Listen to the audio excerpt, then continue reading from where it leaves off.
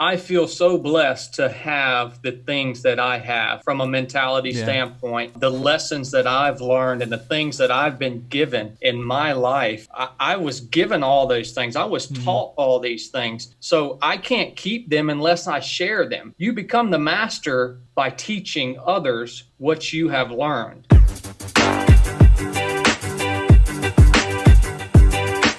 You're listening to the Kristof Lewis Podcast, a podcast where I have conversations with inspirational people. My name is Chris, but my family calls me Kristof. My goal is to have as many conversations as possible with people who have forged their own path by pursuing their dreams, making them a reality, all the while emitting positivity and sharing this knowledge with others. I seek these people out and share this information with you, proving to the world that you can do what makes you happy and do what you want for a living while being a good human being. We'll talk about careers, but we'll also cover any story that inspires. Let's do this while helping each other. Thanks for listening. I'm happy you're here.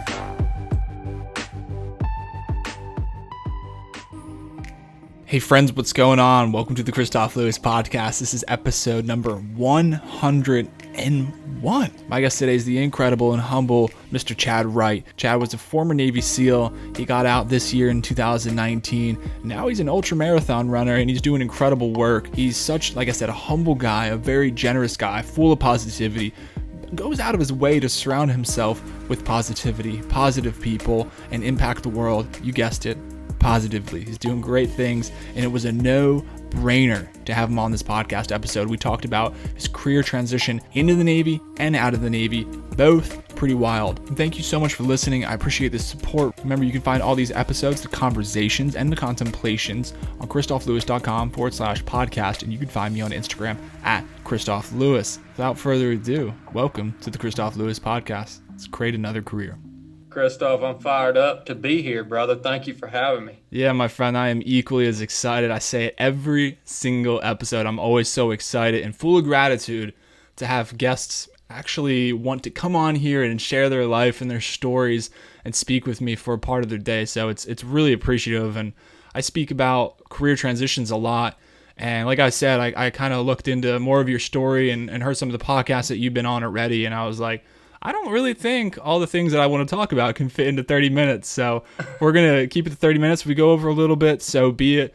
But like I was saying about career transition, your career transition both into Navy and both out of the Navy was really interesting to me. And I'll tell you why. So if you guys are familiar with Chad, maybe a little background on who you are if they're not familiar with you.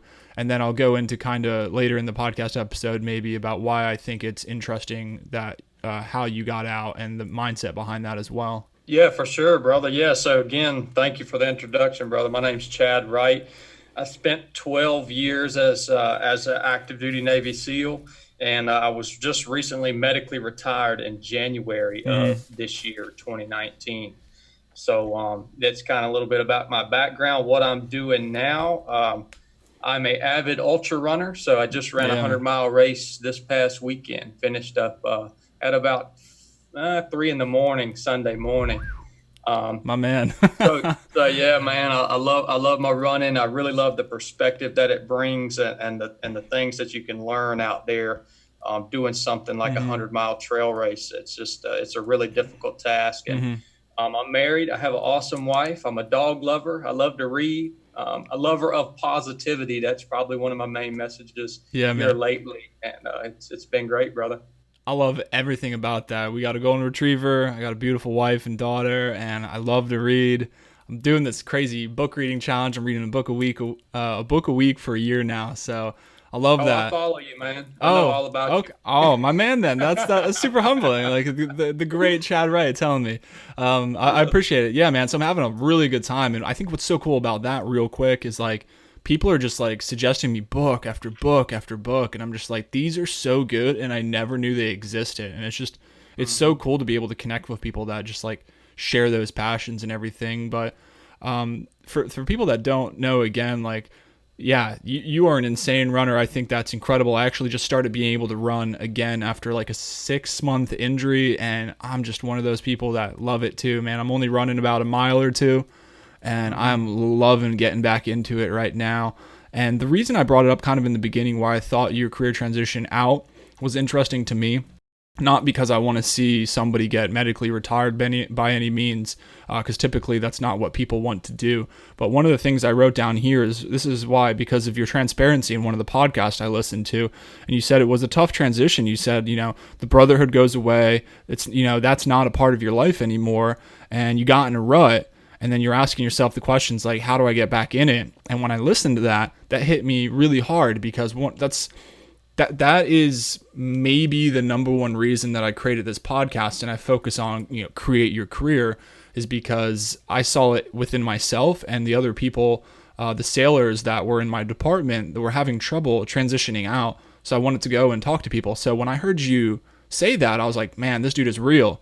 And he's like telling it like it is. And I know it's not always easy. It can be really hard. And when you leave that sense of purpose behind, it's really difficult. So my question that I really wanted to ask you is like, how did you get through all of that? Like, what was your mindset going through that? And I know now you're moving closer to family, and I'm wondering if that has any play into that as well. Yeah, man. So I think the biggest thing that helped me with the transition was I diversified my identity. So I think one of the hardest things for especially guys getting or girls getting out of the military and especially the SEAL teams is that we wrap our identity around that one single thing, because that's what we've done our entire adult life, and we've been totally invested in that job.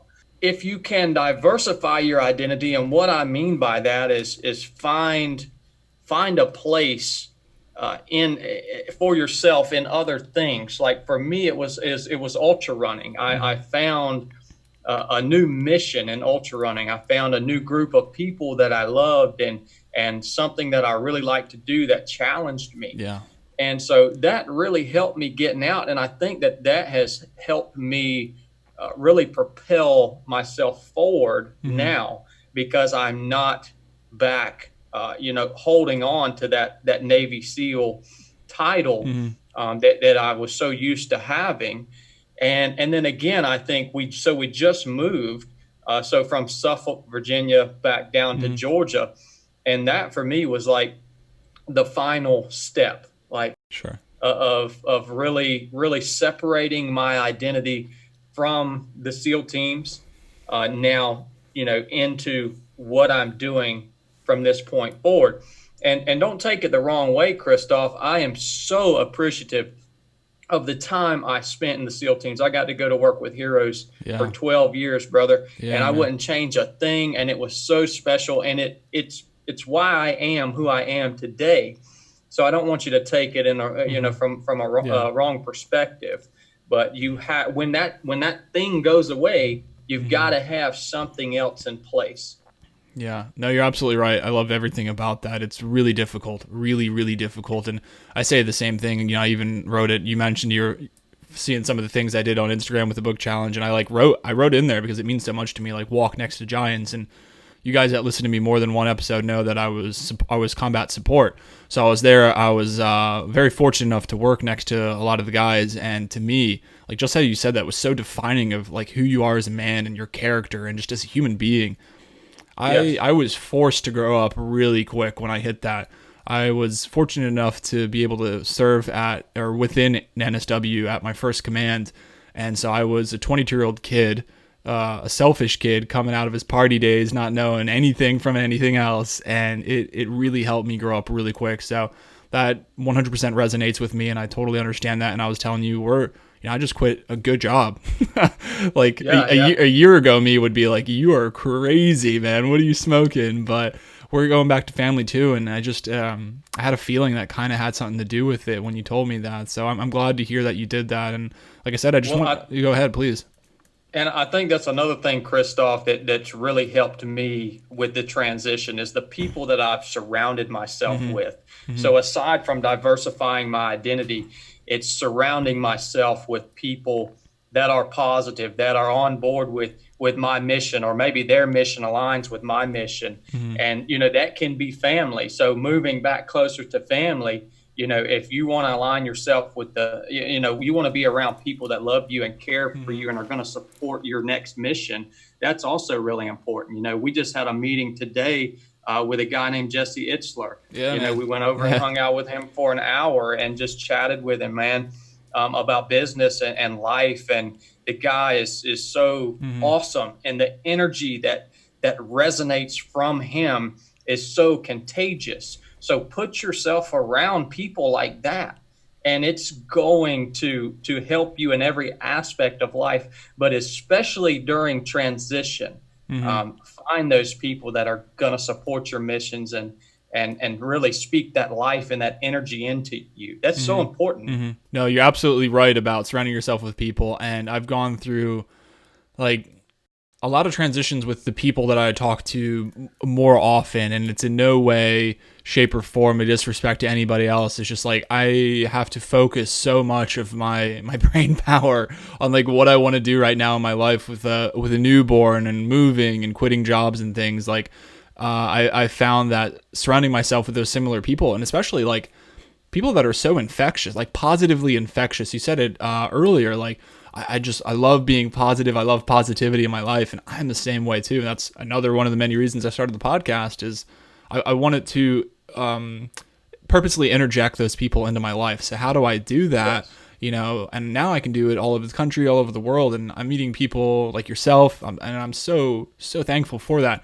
So that is definitely, I kind of like picking apart the common themes that come up. You're at guest 101, so it's kind of cool to think about like 100 episodes ago was my first episode, and it's wild to think about that. And I would not have been able to do that if I didn't make that step forward, that positive step forward to be like, hey, I want to surround myself and learn from these people and share their stories. So that makes a lot of sense. And I want to dial it back like 2 steps and go back to where you said why you did ultra running and getting out of the career that you were in and kind of finding something else that you were really passionate about. And I'm sure you've met a million nice people and really positive people and great people through that as well, and that you're able to do that. So I want people to kind of pull that away as like, for me, I started this podcast 5 months before I got out, but it really helped me transition. I had something to work on. When I went to my new day job, I came back and I had something to work on as well. So I love that you said that as well. That kind of like a little bit teeters into helping other people. And I know a lot of your message, like I said, is always positive, and you're putting out these good words. And I wrote down something you posted on Instagram the other day is like the power of the people, pour yourself into your brother. And I absolutely love that. And you're always I mean, you're doing this podcast with me, and I love talking about helping other people. I mean, why do you choose to kind of step outside your skin and help other people, even though you have plenty of your own things going on? That's what life's all about, man. Also, all of my own things are essentially to help other people. So I feel so blessed to have the things that I have from a mentality standpoint, the lessons that I've learned and the things that I've been given in my life. I was given all those things. I was taught all these things. So I can't keep them unless I share them. You become the master by teaching others what you have learned. And so in a way, maybe it's even a little selfish in a way. Yeah. But that's my mission, man, is to share what I've learned and hopefully help someone. And it's been great. I mean, you know, it's really working. It's really catching on, and I get so much energy and satisfaction from a message I may get on Instagram of somebody that read something that I wrote that it impacted them. You can't put a price on that, brother. I don't care about money. I mean, I have to make a little bit of money to pay the bills, but beyond that, I could care less, man. I get so much more satisfaction from that comment from that individual that I may have said something and helped that person than I would ever get from any amount of money in my bank account. Yeah. And I guess that's what drives me to do it, brother. It's just, it's awesome. And ultra running is an awesome platform to bounce that off of, because most people that are running ultras are motivated. They want to better themselves. They're putting themselves in the arena, and they're there to soak up things that are going to make them better. So it's just a great audience to kind of speak to, you know? Yeah, like a couple things, like 2 things that you mentioned are like surrounding yourself with people and then helping people, mentoring people, especially in running. And you mentioned Jesse, and I think that's so cool. But like listening to that guy speak on all the numerous podcasts that I've heard him, it's just like, it's impossible not for me to get motivated. That's it, brother. Yeah, you cannot be around him without just getting fired up. Yeah, he's an amazing dude. So I'm so thankful for his friendship. He's spoken a lot of really great things into my life. Yeah. And I don't want to like repeat a lot of things. I don't like repeating a lot of things that have been on other podcasts, but I know we kind of talked about your exit of the Navy, but we didn't really talk about your entry in the Navy. And I know that's a little bit backwards, but I don't want people to miss, like, you had a cyst on your heart. And to me, that's like, it's unbelievable that you discovered that when you got to the Navy, and it was almost like a blessing. Because when I was listening to you say that story, it was like, maybe you might not have never known if you hadn't gone to the Navy. And I know they said it was no harm to you, but I was thinking, like, do they really know that or anything? But I think for people listening, just real quick, I mean, Chad went into the Navy, discovered he had this cyst on his heart, said you couldn't be a SEAL. Then you left the Navy temporarily. And I want to know, like, your mindset. You said the day you got out of the Navy the first time, you were back to training the first day and you didn't even have a plan. Like, I almost couldn't wrap my head around that. I mean, I begin to understand that, but like, you said you didn't really have a plan, but do you know kind of like what was going through your mind when everything you wanted to do was become a SEAL? You get through a little bit of training and they say you can't do that, and you come back and you're training the first day after being told like that in your heart. Like, that's insane, my friend. Yeah, brother. And the whole thing with the pericardial cyst, that's all public information. If you Google Navy SEAL pericardial cyst, you can read the actual medical documents and see that it was an asymptomatic condition. You can read the whole story in a medical journal online. But yeah, as far as mindset coming out, brother, I don't know exactly where I got that mindset, but I just never let go of that dream to become a SEAL. For some reason, even when I was told, no, you can't have this thing, well, all it did was make me want it that much more. I didn't know how bad I wanted it until it was taken away from me. And so, it was a weird mix of emotions, and there was even some anger involved. Sure. But sometimes anger can be a good motivator if you know how to direct that emotion. And so, yeah, I got out of the Navy and started training day one when I got back to the house, and finally found a heart surgeon to take this thing off my heart. And yeah, that's a long story if we dig into it. It's definitely a lot more to it than that. Of course. But yeah, I got it taken off my heart and was back in the Navy less than a year later, standing in front of the same dive medical officer that had disqualified me for the pericardial cyst. That's what I'm saying. Like Chad said, the story is a lot longer, and I would encourage you to Google Chad Wright podcast and check out some of the other podcasts that are a little bit longer. They're amazing. And I had to ask, like, and I guess you don't always need an answer, right? You said you just did it. You wanted it, and you really, really knew that that's what you wanted to do. And sometimes I think that's all you need. And obviously, I think that's what, from my point of view, that's what helped you get through. Like when you went back in within a year and you went through, because I know you need something to grasp onto when you want to go through anything tough like that. And I'm sure you're like, dude, I put my life on the line for this shit. That's great. That's it, brother.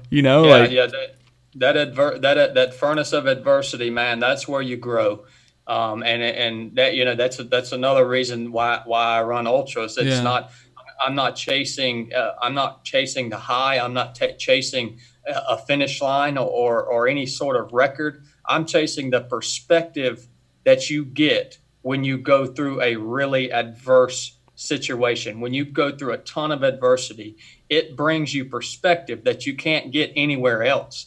So then I take that perspective and then I apply it in my day-to-day life. Wow. So that's how it works. Man, I really like that. You can kind of like, you're purposely, I got a friend that talks about like injecting himself in the tough positions all the time, doing tough things, and essentially harnessing that energy. And like I said, I'm barely getting back into running, like 1% of what you're doing, but just even going out there, and I haven't been able to have that physical aspect in my life at all. And I know just finally getting my body moving and getting that, like when I get down with my run or even during the run and my dog's hauling ass beside me, like I'm in a good place, man. And I haven't felt that for a long time. So I could totally understand where you're at with that. But I think what's really cool that you said was being able to harness that for your day-to-day life. And I think taking that away from that is massive. And you were saying in this podcast that you couldn't really see the blessing in the moment, and I think that's much of what a lot of our lives are. Is it's hard to understand. Like, people are always talking about the good old days, but I'm always saying, like,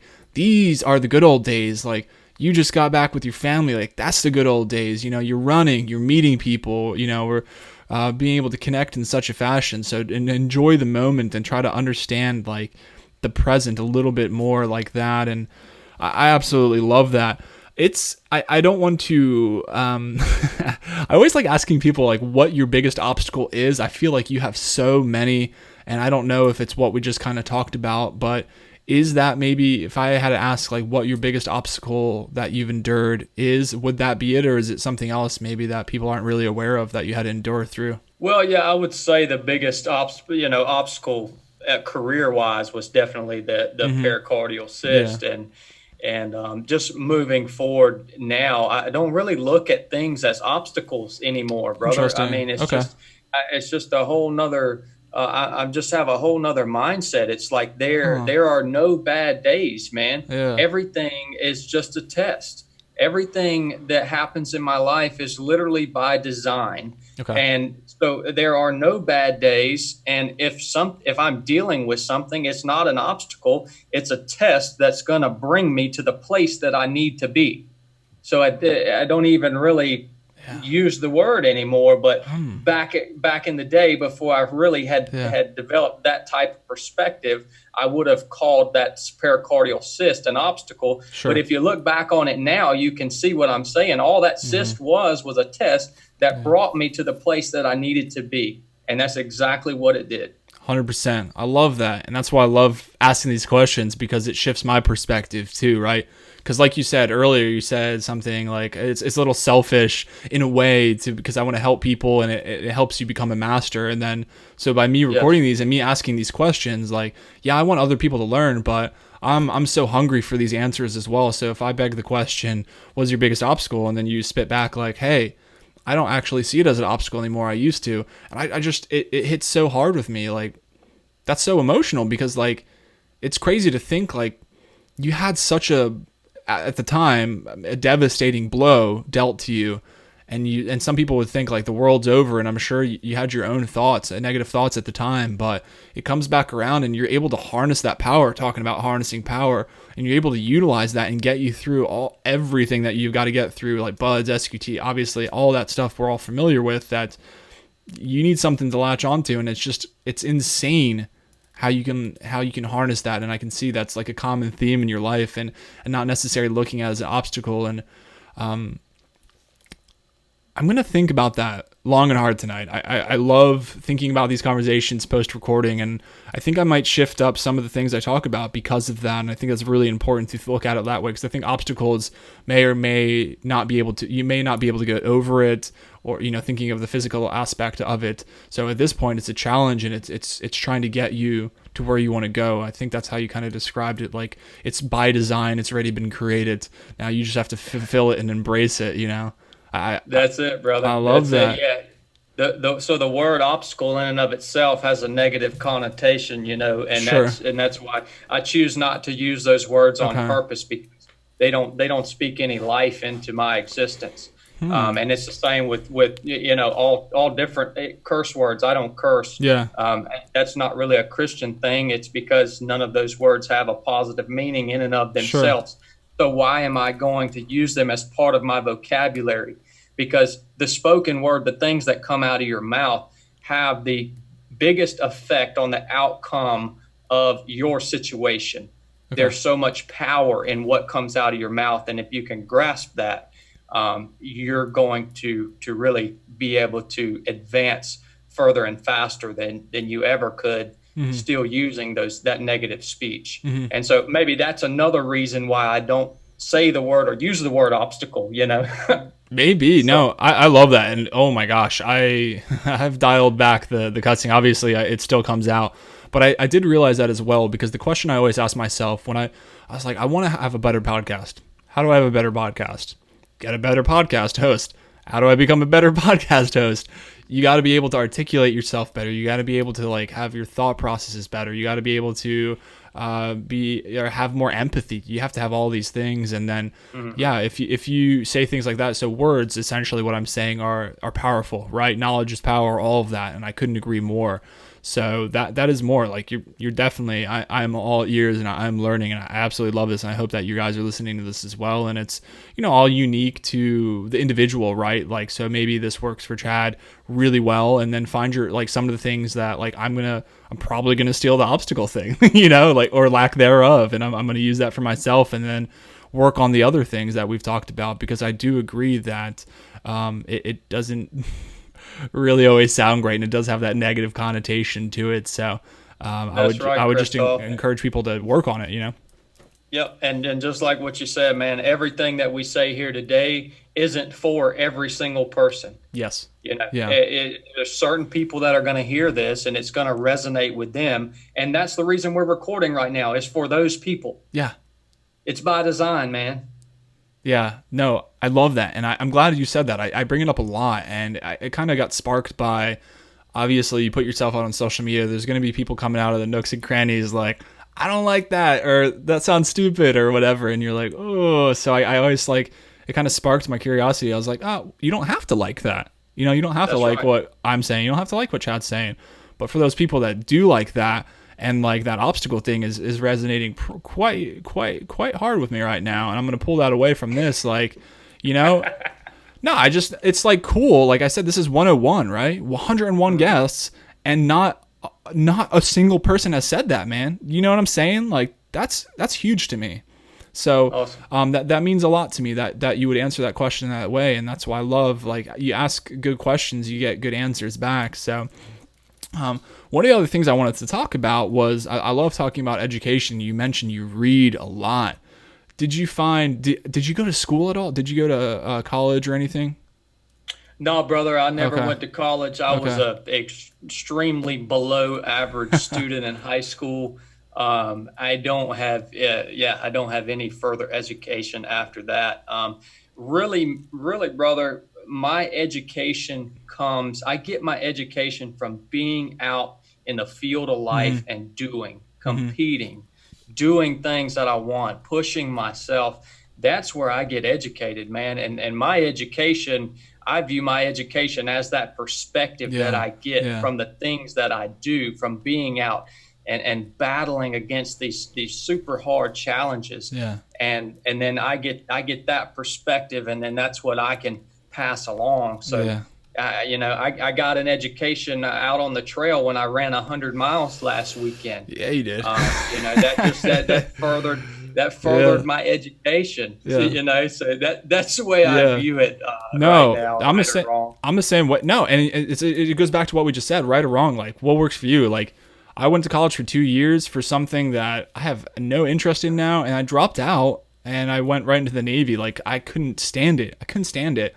And it was like this tragedy that I speak about, where I feel like, and this is kind of outwardly blaming, and I need to phrase this better, but I almost felt like I had been lied to, because I thought I didn't like learning. And then it wasn't until I discovered some podcasts and some books. And now, obviously, like we talked about, I love reading and I love listening to podcasts, things a lot that, like positive podcasts specifically. And I'm like, holy crap, I love this. Like, I really like it. And I was like, man, think of all the books I could have read in high school, all the books or whatever. Like, but I think, like you said, if I can steal what you said by design kind of stuff, like, okay, if I didn't go to college and realize I didn't like that, maybe I wouldn't have gone to the Navy. If I didn't go to the Navy, maybe I wouldn't have had this like life epiphany of realizing that, all these things, because I had some down moments, man. I'm gonna be honest with you guys, and you right here, like, I was kind of depressed. I was like, did I waste my 20s away? Like, what is going on in my life? And then I was like, no, man, I wouldn't have had any of that stuff. I wouldn't have, maybe I would have lived my whole life and never realized that, if I hadn't have done that. And there's no way of knowing. But I think if you apply that mindset, man, that's gold right there. That's it, brother. You wouldn't be talking to me here today. No. Is there so what are some of your favorite books, since we're both avid readers? I'm really curious. Man, I tell you, it sounds, I know it's kind of silly, but I love reading novels. So Louis L'Amour is my favorite author. Okay. And when I read a novel, it's almost like I'm watching a movie in my head. So I don't watch television. We don't have a Yeah. television in Yeah. the house or anything. So those are kind of my movies is the novels that I read. The best kind of mindset book that I've read here lately is called As a Man Thinketh. And it's a short book that was written back in the early 1900s. And I wish I could find the author. I have it on Audible right here, but just look Okay. it up. As a Yeah. Man Thinketh. Yeah. That's been my favorite one. It's like a short read, but man, it is so deep into mindset. The guy that wrote it was just far beyond his time with the thoughts that he expressed in that book. So check that one out, brother. You'll enjoy it. Yeah, I appreciate that. I cannot wait. That's what I'm saying. Like, I'm meeting all these people and I'm getting all these books. Like, people were telling me about the one I'm reading this week is, well, this is coming out 2 weeks later for you guys, but you will have known that I'm reading The Mission, The Men, and Me by Pete Blaber, and I'm just really enjoying it so far. But I'm going to write this down and you guys can see that in the show notes as well. And I've just more than enjoyed my time with you and all the questions, all the career, into the career, out of the career. I think it's also important. It's just it hits home so many ways. Like, don't ever think that you guys can't do what you don't want to, and maybe there's this blessing in disguise. And just think about Chad's story getting in, and think about getting out and having that identity and maybe loss of identity, and then figuring out a way, understanding that there's hope. And surrounding yourself with good people. And these are all just some of the few things that obviously you brought up today. So thank you so much. If people want to find more about you, follow you on the internet, Instagram, webpage, or anything, what's the best way they can follow you? Yeah, guys. So I'm pretty active on Instagram. It's Chad, CHAD, Wright, WRIGHT 278. That's my Instagram handle. Then also we have a business called 3 of 7 Project. I guess it's not really a business, it's more of a project, but we have a great website, 3of7project.com. That's the number 3 of the number 7. Okay. And we also have a podcast, the 3 nice. of 7 podcast. Yeah, so we just got up on Apple and also Google Play. Nice, congrats. So we're rocking and rolling with that. We got an awesome guest coming on tonight, actually a really close friend of mine that I went through buds with. I know he's going to share some gold with us. So that's nice. Yeah, check in and we're here for you guys. Like I said, this is my mission. So if you have any questions, just reach out. I love that mission. You guys are going to be able to find all that, the book as well by Louis L'Amour, 307project.com and 307 podcast. All of that you'll be able to contact Chad and on the Instagram. Man, like I said, I'm really appreciative of all of this. I had to ask, after hearing your story and learning more about you, I had to ask these questions, and it's very fulfilling. And I'm glad, like I said, I want to go back to the obstacle question. Like, that's something I can't wait to think about even more tonight, and kind of shift up how I ask these questions and learn more about myself, honestly, and about how I view life. So I do really appreciate that, and thanks so much for your time. Thank you for the opportunity, brother. I really appreciate it. Thank you for what you're doing. I know how much work a podcast is, and how tough it is being a host. It's way easier to be on the interview. It's way easier to be interviewed than to host. So you're doing an awesome job, brother. Keep it. Thank you, my man. Yeah, that's been my thing. That's been my what I've latched on to post Navy, and it's been really helpful. But all right, my friend, well, have a good night, and I'll see you later. All right, brother.